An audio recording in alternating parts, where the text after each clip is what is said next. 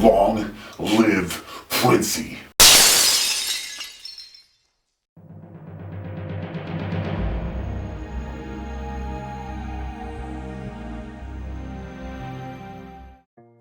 Alright.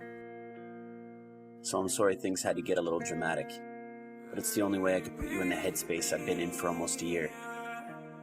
But for me, there was this day I woke up and remembered who the fuck I am. The sun came up a little brighter.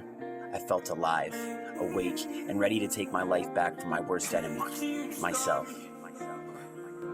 Maybe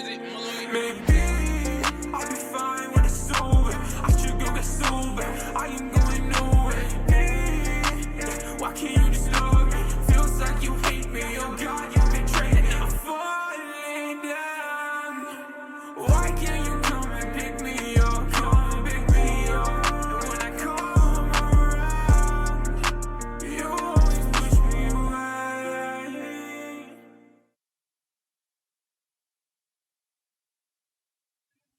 You most likely know me as this guy, but that's not where it started at all. Whether it was my bed mattress, plywood on tires in a field, or a pro ring in my yard, one thing stayed true, and that's the fact that I'm obsessed with being a pro wrestler. I still remember the first time I saw pro wrestling. Kurt Hennig and his father were being destroyed by the Road Warriors. Hennig's head was stuck in the ropes, bleeding everywhere. The fans were jumping in the ring, and my adrenaline was through the roof. And since that moment, pro wrestling has been my life. If I'm being honest, I lost everything chasing this dream. Now that isn't me complaining, it's just the truth, and honestly, I wouldn't have it any other way. I jumped through a coffee table at 3 years old mimicking Jimmy Snuka. I couldn't sleep if Hulk Hogan wasn't on my TV at night. My anxiety was bad when I was a kid, and most of the time I wouldn't play outside without my Hulk Hogan stuffed wrestling buddy. I was told in grade 1 my dream was stupid and I needed to write about something else. I've never let it go. I dropped out of school when I was 17 with the attitude that I was going to make it. I got kicked out around the same age because I'd rather be in the backyard with my friends flipping on old gym mats than pushing for grades. I've lost jobs because it clashed with wrestling. I walked out the door and into a ring with little to no money because I know it's what I'm destined to do, and honestly, fuck you if you think otherwise.